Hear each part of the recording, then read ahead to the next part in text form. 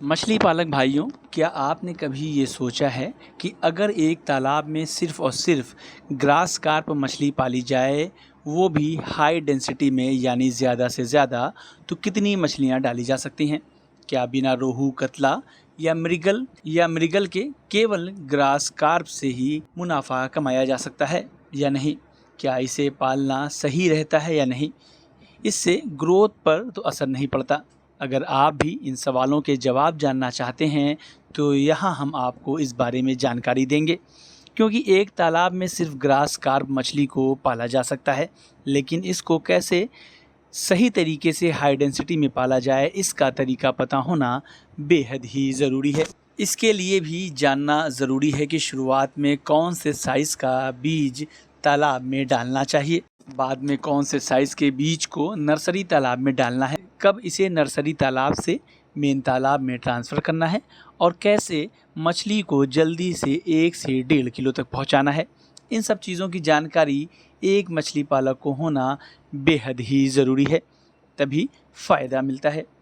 बता दें कि ग्रास कार्प को हाई डेंसिटी में पाला जा सकता है, लेकिन आपको हर कदम पर ध्यान देने की ज़रूरत होगी, चाहे वह तालाब की सफाई हो, पानी हो या ऑक्सीजन की मात्रा या चारा खिलाने का सही तरीका हो।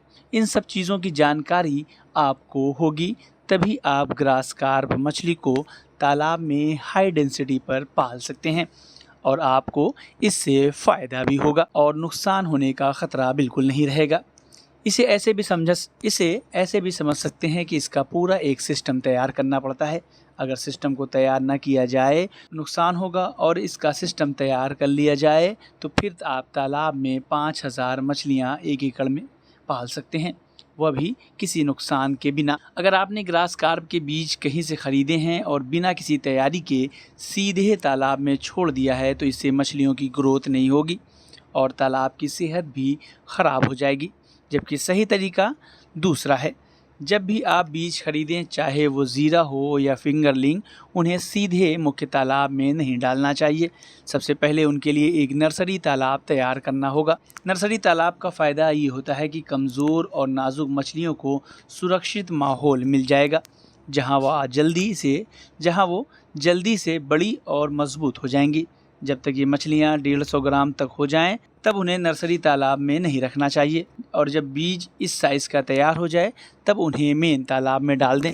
अगर आपको हमारा ये वीडियो अच्छा लगा तो हमारे YouTube चैनल को सब्सक्राइब करना न भूलें, बेल आइकन भी ज़रूर दबा दें। इस तरह के वीडियोज़ को देखने के लिए Facebook और Instagram पेज को भी फॉलो करें।